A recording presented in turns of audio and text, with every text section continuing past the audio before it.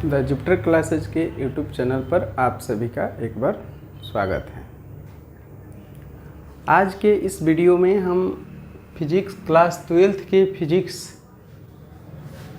विषय के चैप्टर 3 विद्युत धारा के ऑब्जेक्टिव क्वेश्चन को लेकर आए हुए हैं। जैसा कि पहले दो वीडियो में हम टोटल 25 क्वेश्चन करा चुके हैं और आज के इस वीडियो में हम उससे आगे देखेंगे। आज का हमारा पहला क्वेश्चन है 26। ये है बिंदु A तथा B के बीच विभवांतर क्या होगा? 4 वोल्ट, 6 वोल्ट, 8 वोल्ट या 10 वोल्ट। तो सबसे पहले बता देते हैं कि ये वाला जो है वह अर्थिंग का चिन्ह है और ये वाला भी अर्थिंग का चिन्ह है। जैसा कि इसमें देख पा रहे हैं चित्र में, ये दोनों अर्थिंग से कनेक्टेड है, यानी कि पृथ्वी से कनेक्टेड है। इसको एक तरह से ऐसे कर सकते हैं, ठीक है। यहाँ पर नहीं दे रखा है, शायद 12 वोल्ट है। कितना वोल्ट है? 12 वोल्ट दे रखा है। 12 वोल्ट के सेल से इसमें 1 एम्पियर की धारा प्रवाहित हो रही है। तो हम लोग को बताना है कि बिंदु A तथा B के बीच विभवांतर कितना होगा, ठीक है। तो किरचॉफ का एक नियम होता है, summation of EMF E is equal to summation of IR, summation of IR। तो इसमें देखेंगे तो E का मान कितना है, यानी कि सेल का विभव कितना है, तो 12 है। एक ही सेल है तो इसलिए जोड़कर, समेशन का मतलब योगफल होता है। यहाँ पर सिग्मा समेशन है। तो I 1 एम्पियर की धारा जो है इस परिपथ में बह रही, दोनों श्रेणी क्रम में है, तो इसमें भी 1 एम्पियर होगा, तो इसमें भी 1 एम्पियर होगा। तो I का मान देखेंगे तो 1 है और R का मान कितना है, अननोन है, यानी कि अज्ञात है, तो रहने देंगे। और इसमें भी धारा का मान 1 एम्पियर होगा और ये 4 हो गया। कुल मिलाकर यहाँ पर देखेंगे तो 12 इज इक्वल टू कितना हो गया, R प्लस 4, यानी कि R का मान आ गया कितना, 12 माइनस 4 इक्वल टू कितना, 8 ओम आ गया। अब हम लोग को इसमें धारा निकालना था, चूँकि A और B के बीच विभवांतर निकालना था, तो ओम के नियम से चल सकते हैं।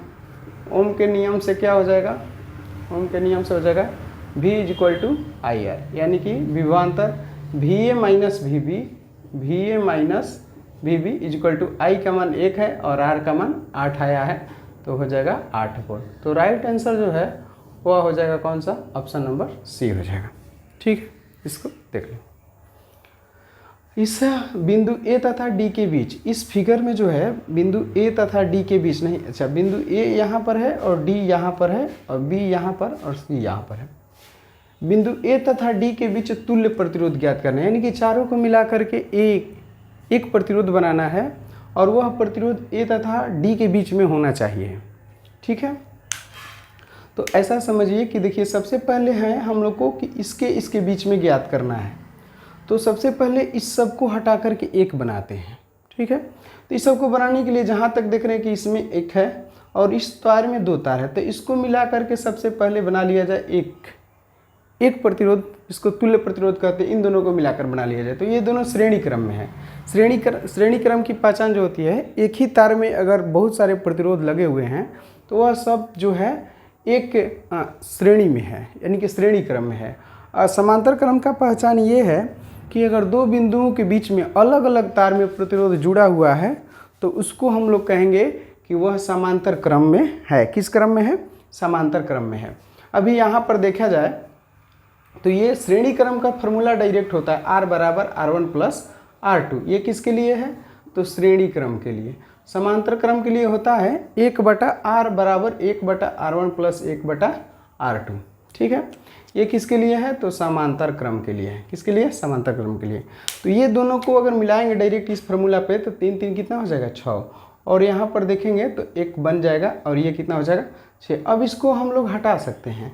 ये कितना हो गया, 6 ओम का एक प्रतिरोध मिलकर बन गया, यानी कि ये हो गया 6 ओम का। अब यहाँ से यहाँ देख रहे हैं इन 2 बिंदुओं के बीच में, तो देख रहे हैं कि 2 बिंदुओं के बीच में अलग अलग तार में 2 प्रतिरोध हैं, तो ये हो गया समांतर क्रम। समांतर क्रम जो है ये 6 6 है, ठीक है।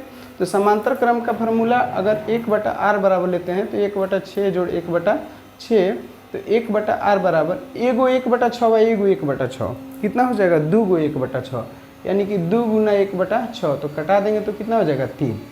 r में 1 से गुना होगा तो r, या 1 में 3 से होगा तो 3। आप गुना भागा तो कर सकते हैं, जोड़ घटाओ। तो ये दोनों को मिलाकर देखेंगे तो कितना आ गया, इन दोनों को अब हटा देंगे तो यहाँ से लेकर यहाँ तक अब 1 बन गया। ये कितना ओम का आ गया 3 ओम का। हमको इसके बीच में ज्ञात करना है ई। अभी भी देखेंगे तो ये दोनों, अब देखेंगे यहाँ से तो ये दोनों एक तार में हो गया, ऐसे देखेंगे एक तार में, तो फिर 3 ओम 3 ओम एक ही तार में है तो कितना हो जाएगा इस फार्मूला पे।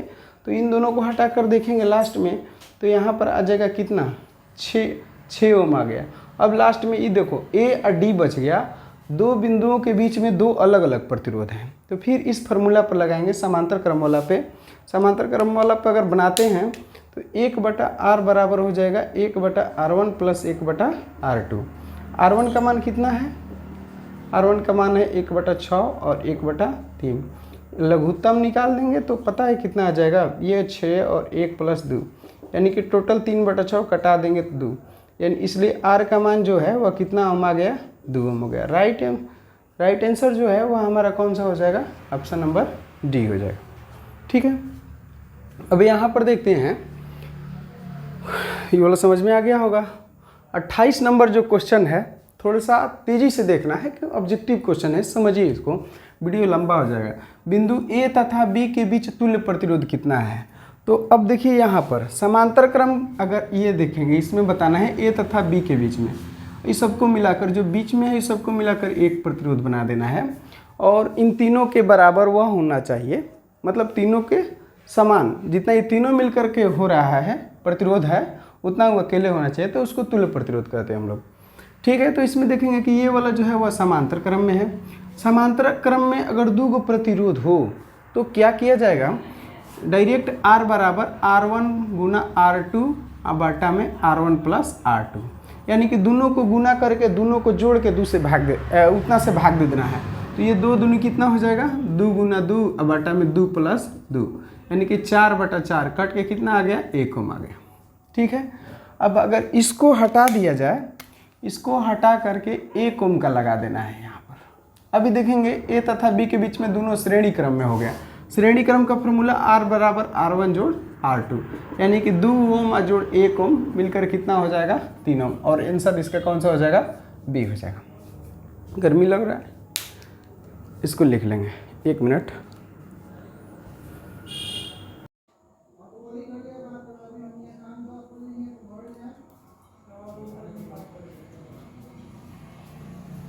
ये देखिए हमारा क्वेश्चन नंबर 29 है।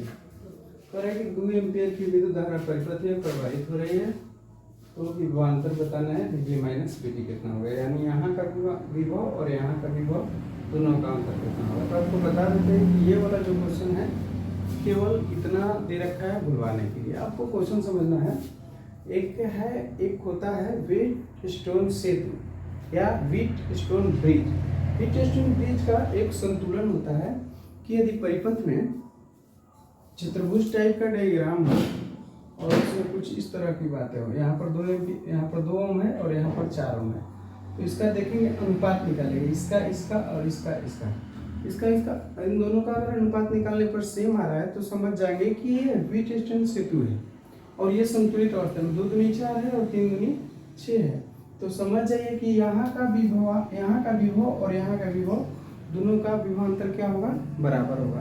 अदरवाइज अगर नहीं होता है तो फिर किरचॉफ के नियम से चलेंगे, संधि नियम का प्रयोग करेंगे, पास नियम का प्रयोग करेंगे। किरचॉफ के 2 नियम हैं, संधि नियम और पास नियम, तो हम लोग उस नियम पर बना सकते हैं। अगर संतुलन की स्थिति में नहीं, संतुलन की स्थिति में है तब तो इजी है, इसको निकाल लेते हैं 2/4 यानी 1/2 आ गया, और इसको निकाल लेते हैं 3/6, तो ये भी 1/2 आ गया, यानी कि यहाँ का विभव और यहाँ का विभव जो होगा वो दोनों सेम होता है।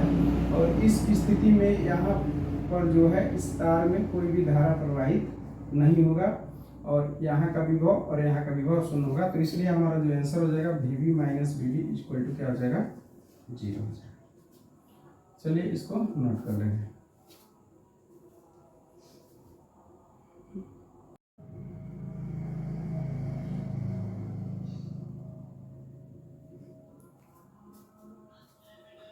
चलिए अब हमारा 29 के बाद जो सवाल है वह है 30, 29 हुआ 30।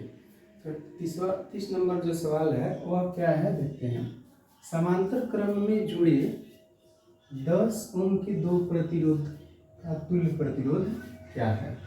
करें कि समांतर क्रम में, समांतर क्रम इसलिए बहुत आसान है। समांतर क्रम का मतलब ऐसे हो गया, दो ऐसे जुड़ा हुआ है, यहाँ दोनों का कह रहा है कि 10 ओम है 10 ओम है, तो हम लोग को बताना है कि ए और बी के बीच में, यानी कह रहा है कि दोनों का तुल्य प्रतिरोध क्या होगा। तो सिंपल एकदम आसान है। आर बराबर कितना हो जाएगा 10 गुना 10 आप लोग को बताए हैं, और 10 प्लस 10 कितना हो जाएगा 100 और बटा में 20, 20 बचे तो कितना हो जाएगा 5 ओम। तो इसका आंसर जो हो जाएगा वो कौन सा हो जाएगा, डी हो जाएगा। ठीक है। एन समान प्रतिरोधक पहले श्रेणी क्रम में तथा उसके बाद 31 नंबर क्वेश्चन, एन समान प्रतिरोधक पहले श्रेणी क्रम में तथा उसके बाद समांतर क्रम में जोड़े जाते हैं। करें कि अधिकतम तथा न्यूनतम प्रतिरोध का अनुपात क्या होगा। तो आपको बता देते हैं, प्रतिरोधों का संयोजन, प्रतिरोधों का संयोजन दो टाइप का होता है। प्रतिरोधों का संयोजन दो टाइप का होता है, एक होता है श्रेणी क्रम और एक होता है समांतर क्रम और एक होता है मिश्रित क्रम। कौन सा होता है, मिश्रित क्रम। एक मिनट आवाज आ रहा है तो हम बात करते हैं। हाँ, तो हम लोग कहाँ थे, प्रतिरोधों का श्रेणी क्रम और समांतर क्रम, और एक होता है मिश्रित। मिश्रित का मतलब होता है श्रेणी और प्लस समांतर दोनों एक में मिक्स रहेगा। तो देखिए अधिकतम प्रतिरोधों का संयोजन में जो श्रेणी क्रम होता है वह सबसे अधिकतम मान देता है। कौन सा मान देता है, अधिकतम मान देता है। और समांतर क्रम में जो सब मिलाकर के जो समांतर क्रम में एक प्रतिरोध आएगा वह सबसे कम मान देता है, यानी कि जितने भी प्रतिरोध जोड़ेंगे सबसे वो कम मान आता है। और श्रेणी क्रम में अगर तुल्य प्रतिरोध निकालते हैं तो जितने भी प्रतिरोध होता है उन सबसे उसका मान अधिक आता है, यानी कि प्रत्येक से अधिक आता है, इसमें प्रत्येक से कम आता है। तो इसलिए इसको न्यूनतम मान कहा जाता है और इसको अधिकतम। तो सबसे पहले क्या कहते हैं कि श्रेणी क्रम का समांतर क्रम में जोड़े जाता है तो उसका कर अधिकतम और न्यूनतम। तो सबसे पहले क्या बोला है, अधिकतम। तो अधिकतम निकालते रहते हैं श्रेणी क्रम इस पर। तो कह रहे हैं कि एन समान प्रतिरोधक पहले श्रेणी क्रम में है, एन वो है तो एन गुना कितना हो जाएगा आर। ठीक है, पहले श्रेणी क्रम में है और फिर कह रहे हैं कि समांतर क्रम में। समांतर क्रम में क्या हो जाएगा 1/r बराबर 1/r प्लस 1/r। इसमें क्या होता है कि r प्लस r कितना तक है, n तक। तो सबको जोड़ेंगे तो कितना हो जाएगा, nr आ जाएगा। और इसमें जोड़ते जाएंगे और ये भी कितना जोड़ना है, n तक। तो इसमें पता है क्या हो जाएगा 1/r, समझिए ना, एक वो 1/r, एक वो 1/r, ऐसे करके हमारे पास कुल कितना 1/r है। तो n है तो हो जाएगा n इंटू 1/r। तो r बराबर निकालेंगे तो हो जाएगा r/n आ जाएगा। अब इसका अनुपात निकालना है, अधिकतम का न्यूनतम का। तो ये हो गया अनुपात, अनुपात निकालेंगे तो कितना हो जाएगा, अनुपात बराबर हो जाएगा, देखिए यहाँ पर nr बटा में हो जाएगा r बटा में n। ये n ऊपर चला जाएगा, r से कट जाएगा तो कितना हो जाएगा n स्क्वायर। तो राइट आंसर कौन सा हो जाएगा, ऑप्शन नंबर डी हो जाएगा। ठीक है। अब देखिए यहाँ पर भी एक क्वेश्चन है, किलोवाट घंटा मात्रक है। किलोवाट घंटा किसका मात्रक है, इसका तो आंसर हम लोग दे देंगे। इसका जो आंसर हो जाएगा वह हो जाएगा ऊर्जा का। देखिए सबसे पहले कि 1 किलोवाट घंटा, 1 किलोवाट घंटा क्या होता है, 1 किलोवाट। तो 1 किलो में कितना होता है, तो किलो जहाँ भी आएगा तो उसका मतलब हो गया 1000। और वाट को वाट ही रहने दो। 1 घंटा में कितना सेकंड होता है, तो सेकंड के लिए एस लिख देंगे, ये वाट के लिए वाट ही रहेगा। किलो की जगह पे 1000, 1 गुना 1000 हो गया।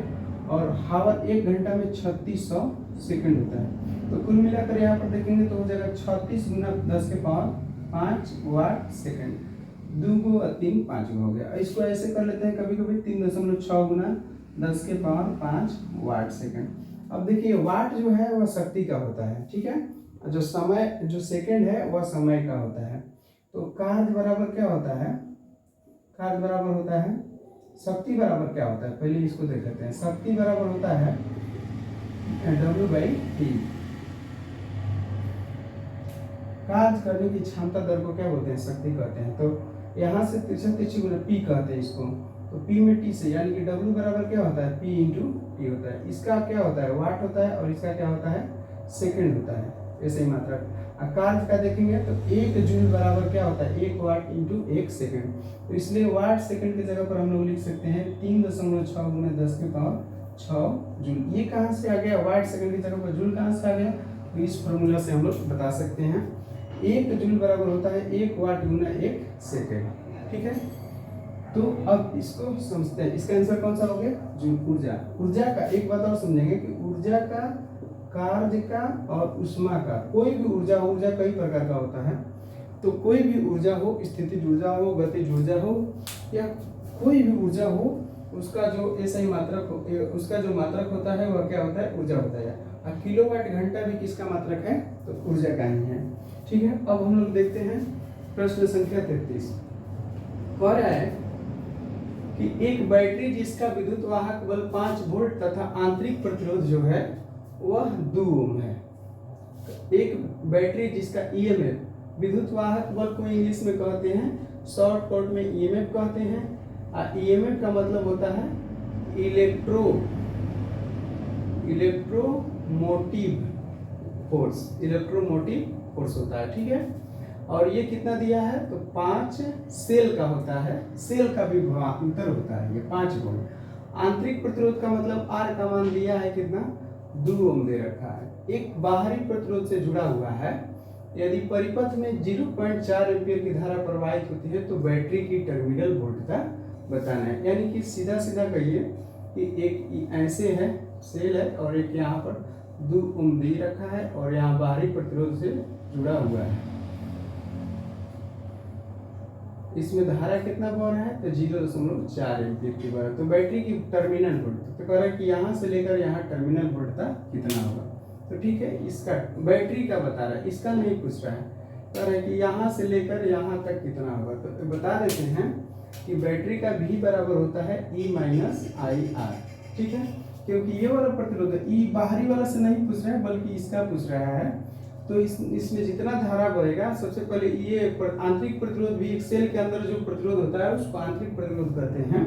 और आंतरिक प्रतिरोध में जो रुकावट है वह धारा को भी कम करता है। तो इसमें इस सेल का पूछ रहा है केवल, तो ई माइनस है, ई का मान कितना है, तो इसका दे रखा है 5, माइनस आई का मान कितना है, तो 2, आई का मान कितना है 0.4 एम्पियर गुना कितना हो गया 2। तो इसको गुना कर देंगे तो 5 माइनस हो जाएगा 0.8 इक्वल टू कितना हो जाएगा 4.2 वोल्ट। तो इसका जो आंसर हो जाएगा वह कौन सा हो जाएगा।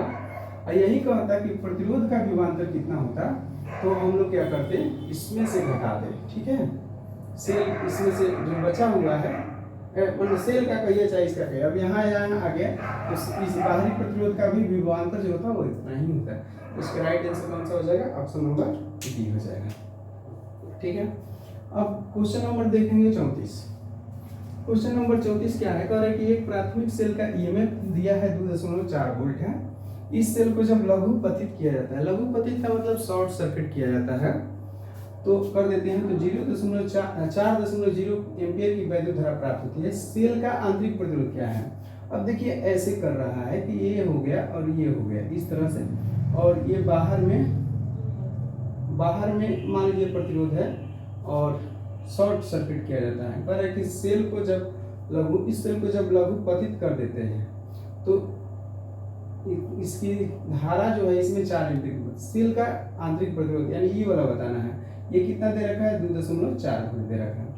बताते हैं कि जो ये वाला होता है ई बराबर जो होता है, ये वाला ई जो होता है I R plus I R के बराबर होता है। जो सेल का ईएमएफ ई होता है वह आंतरिक प्रतिरोध और ये जो बाहरी प्रतिरोध है दोनों में अगर वैद्युत धारा से गुणा कर देते हैं तो उसके बराबर आ जाता है, उनके योगों के बराबर होता है। तो इसका ईएमएफ कितना दे रखा है 2.4 दे रखा है। बैटरी का कितना दे रखा है 2.4। आपको बता देते हैं कि जब लघु पतित किया जाता है तो आर का मान क्या हो जाएगा 0 हो जाएगा। जब शॉर्ट सर्किट जब होता है, जब शॉर्ट सर्किट किया जाता है तो उस समय जो परिपथ का प्रतिरोध पूछा जाता है सवाल कि जब शॉर्ट सर्किट किया जाता है तो परिपथ का प्रतिरोध क्या हो जाता है, तो बताएंगे कि परिपथ का प्रतिरोध 0 हो जाता है और धारा का मान बहुत ही ज़्यादा हो जाता है, उस स्थिति में जो परिपथ होता है उसका प्रतिरोध क्या हो जाता है, शून्य हो जाता है। जब शॉर्ट सर्किट या लघु पथ होता है तब तो R का मान 0 हो जाएगा, तो ये पूरा 0 हो जाएगा और I का मान दे रखा है 4.0 एम्पियर गुना R हो गया। तो यहाँ पर R निकाल देंगे स्मॉल r, तो हो जाएगा 2.4 बटा में कितना हो जाएगा, 4 हो जाएगा। भागा देंगे तो कट जाएगा, तो 0.6 कितना हो जाएगा, ओम हो जाएगा। यानी कि जो बैटरी का जो सेल का ईएमएफ है वह कितना हो जाएगा, ऑप्शन नंबर डी हो जाएगा, 0.6 ओम हो जाएगा। ठीक है, इसको लिख लेंगे, नोट कर लेंगे, तब तक बताते हैं अगला सवाल।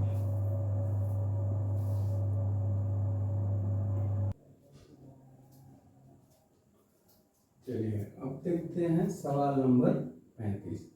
विद्युत परिपथ की शक्ति कितनी होती है, विद्युत परिपथ की शक्ति कितनी होती है, तो बताते हैं शक्ति बराबर होता है वी आई।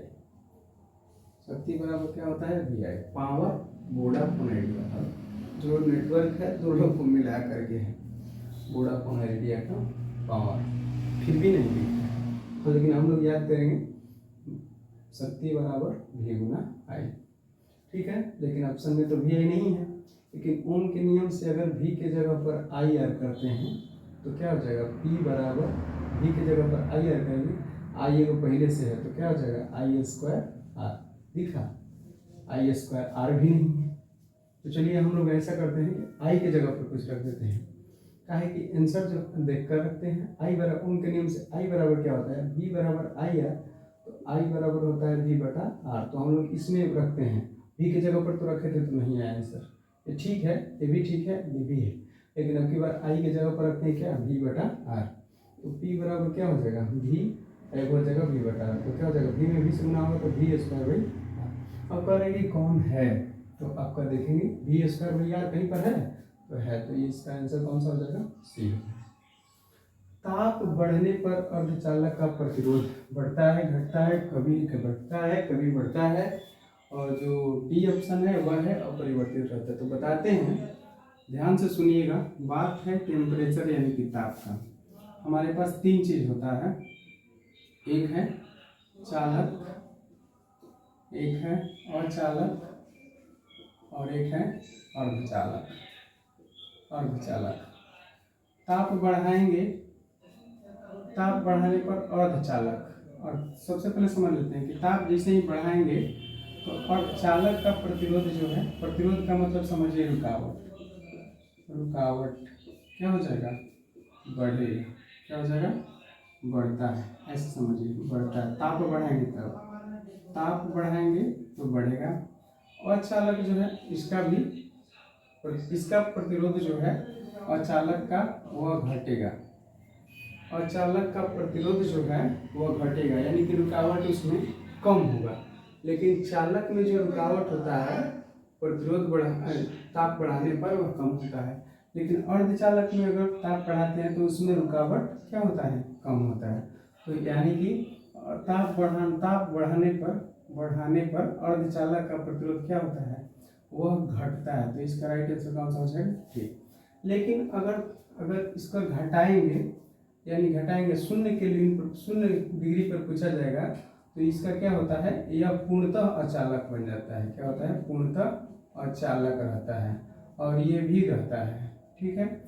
और शून्य पर इसका जो ठीक उल्टा हो जाएगा, अगर ताप कम करेंगे तो इसका जो चालक है इसका प्रतिरोध क्या हो जाएगा, बढ़ेगा, इसका प्रतिरोध, एक मिनट, अगर ताप को कम करेंगे तो चालक का प्रतिरोध जो है वह क्या होगा, घटेगा, ठीक है। यदि अब देखिए इसका आंसर कौन सा हो जाएगा, घटता है। यदि किसी चालक का ताप बढ़ाया जाए, ताप बढ़ाएंगे तो उसका रुकावट कम होगा, रुकावट क्या होगा, रुकावट माने प्रतिरोध कम होगा, ठीक है। यदि किसी चालक का ताप बढ़ाया जाए तो उसका प्रतिरोध, एक मिनट हो जाएगा, इसका प्रतिरोध जो है वह बढ़ता है, प्रतिरोध जो है वह बढ़ता है, रुकावट बढ़ता है। यदि किसी चालक का ताप बढ़ाएंगे तो प्रतिरोध बढ़ता है, प्रतिरोध का मतलब उसका रुकावट बढ़ता है, और रुकावट बढ़ेगा तो उसका मतलब जो चालक है, जो करंट पास करने वाला, वह धीरे धीरे क्या होगा, कम होगा, क्या होगा, कम होगा, लेकिन जैसे जैसे ताप बढ़ाया जाएगा वैसे वैसे कम होता है। तो इसलिए इसका जो आंसर होगा वह क्या होगा, रैखिक रूप से घटती, घटती नहीं है, रैखिक रूप से घटती। जैसे जैसे ताप बढ़ेगा वैसे वैसे उसकी चालकता घटेगी, चालकता घटेगी, चालकता क्या होगी, घटेगी, और रैखिक रूप से घटेगा। और उसका ताप अगर बढ़ाते हैं तो प्रतिरोध बढ़ेगा, ताप बढ़ाएंगे तो उसका प्रतिरोध बढ़ेगा, लेकिन ताप कम करेंगे, ताप कम करेंगे चालक का, तो उसका प्रतिरोध क्या होगा, घटेगा। ठीक है, अब यहाँ पर समझ लेते हैं फिर से। इसमें हमको भी लग रहा है कि थोड़ा बहुत डाउट है, तो समझ लेते हैं एक बार। अगर ताप बढ़ाएंगे चालक का तो प्रतिरोध बढ़ता है, ठीक यही वाला सवाल है यहाँ। चालक का ताप बढ़ाएंगे तो प्रतिरोध बढ़ेगा, ठीक है, लेकिन उसकी चालकता क्या होगी, घटेगी। ताप जो है वो कम करेंगे तो चालक का प्रतिरोध भी क्या होगा, कम होगा। और ये जो होगा अर्धचालक जो है वह पूरा अचालक बन जाएगा, अचालक तो अचालक ही रहेगा। ठीक है, यहाँ पर समझ लिए हो गए। फिर अब देखते हैं 38 नंबर सवाल।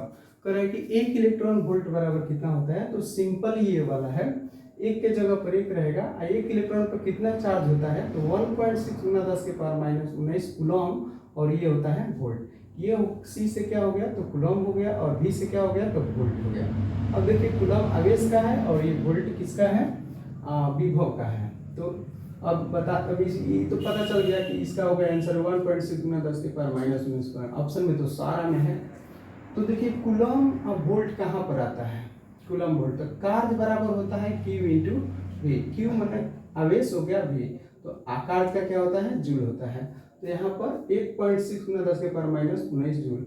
तो इसका जो राइट आंसर हो जाएगा वह कौन सा हो जाएगा, ऑप्शन नंबर कौन सा हो जाएगा, C हो जाएगा, 1.6 × 10⁻⁻19। दो प्रतिरोध R तथा 2R एक विद्युत परिपथ में समांतर क्रम में है, यानी कि कुल मिलाकर कहिए तो इस तरह से है परिपथ में, ऐसे है, ऐसे। ठीक है, देखिए ये R है और ये 2R है। ठीक है, तो कह रहा है कि समांतर क्रम में है। R तथा 2R में उत्पन्न उष्मीय ऊर्जा बताना, उष्मीय ऊर्जा का अनुपात बताना है। तो हम बता देते हैं कि जो हीट होता है, हीट एनर्जी, वह होता है I²RT। ठीक है, अब तो परिपथ में बता देते हैं कि वोल्टेज विभवांतर जो होता है वह अगर समांतर क्रम में है तो दोनों में सेम होगा, इसके लिए भी और इसके लिए भी, लेकिन आई का मान जो होता है अलग अलग हो जाता है। तो इसलिए हमको आई वाला पद हटाना पड़ेगा। ठीक है, तो ओम के नियम से V बराबर क्या होता है, IR। आई बराबर क्या हो जाएगा, देख लेते हैं। तो आई यहाँ से निकाल देंगे तो हो जाएगा V/I।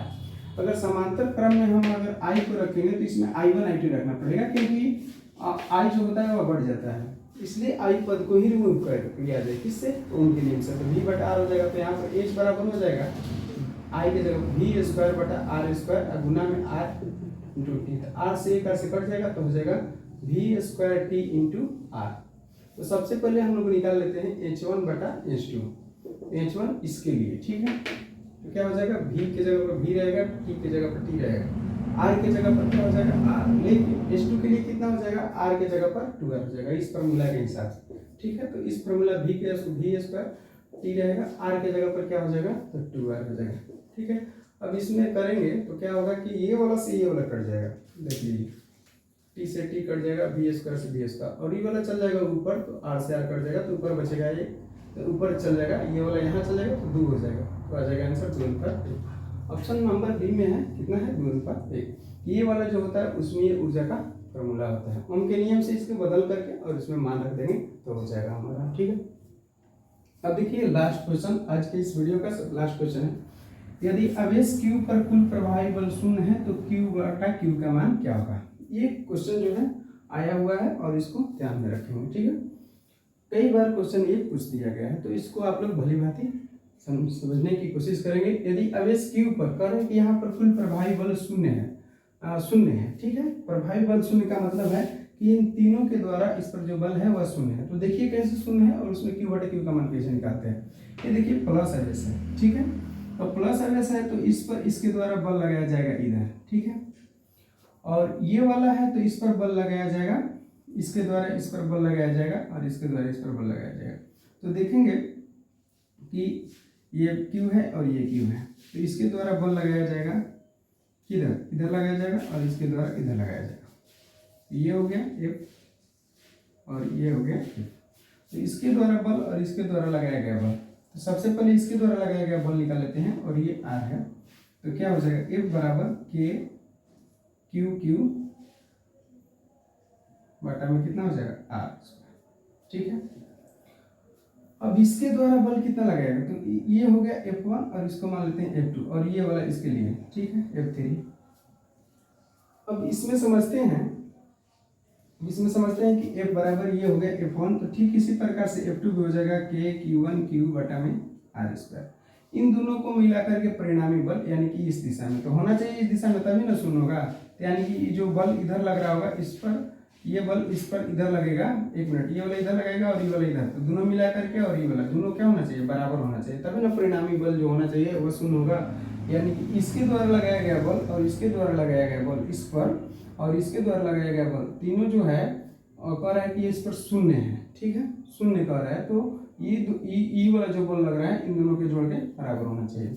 अब समझते हैं कि इन दोनों का परिणामी बल कैसे होगा, तो F बराबर हो जाएगा √F1 का स्क्वायर जोड़ F2 का स्क्वायर, तो निकाल देंगे तो कितना हो जाएगा K Q बटा R² का whole square plus K Q बटा R² का होल स्क्वायर। अब बराबर इसका निकालेंगे तो ये हो जाएगा F बराबर K Q² बटा R²। ठीक है,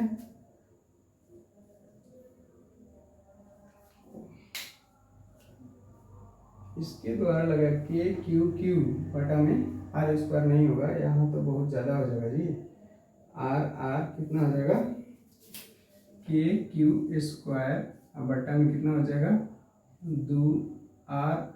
2R का स्क्वायर जोड़ R का स्क्वायर कितना हो जाएगा 2√R, यहाँ पर हो जाएगा √2R का होल स्क्वायर।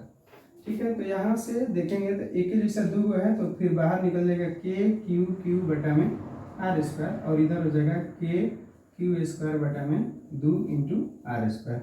ये R² से R² कट जाएगा और K से K कट जाएगा और Q से Q कट जाएगा, तो इधर स्मॉल q जो है इधर चला जाएगा, जो यहाँ पर है कितना बच गया 2 है,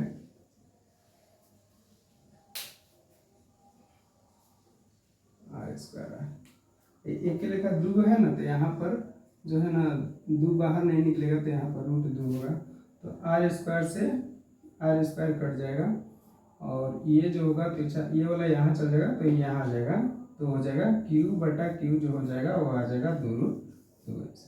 ठीक है, तो इसका राइट जो आंसर हो जाएगा वो कौन सा हो जाएगा, बी हो जाएगा। यदि एवरेज Q पर कुल प्रभावी बल शून्य है तो Q बटा Q का मान कितना होगा, तो 2√2 होगा। सबसे पहले क्या कर लेंगे कि इसके द्वारा कूलॉम के नियम से बल निकाल लेंगे, फिर इसके द्वारा और इन दोनों को मिला करके इस दिशा में नहीं बल्कि उसी दिशा में होगा, और उसका परिणामी बल निकालेंगे। परिणामी बल निकालेंगे तो कूलॉम के नियम से इतना हो गया, 1 का 1 2 हो जाएगा, तो जो 2 है यहाँ पर हम थोड़ा जल्दी कर दिए हैं, तो यहाँ पर 2 नहीं निकलेगा बाहर, बाकी सब एक ही जैसा है तो बाहर निकल जाएगा, तो ये √2 बच जाएगा, और ये वाला जो है K Q², और ये कहाँ से आ गया √2², तो √2 जो है इसका हो जाएगा R√2, तो R का स्क्वायर R² √2 का 2 हो जाएगा, तो ये वाला कट जाएगा, बाकी सब कट जाएगा, और ये Q है तो बटा में चला जाएगा, और ये जो √2 है इससे गुना हो जाएगा तो 2√2, तो इसलिए इसका राइट जो आंसर हो जाएगा वो हो जाएगा 2√2। तो आज के लिए इतना ही रहेगा, मिलते हैं अगले वीडियो में। आप लोग इसको लिख करके वीडियो को पॉज करके लिख लेंगे और इसको अभ्यास करेंगे। जय हिंद।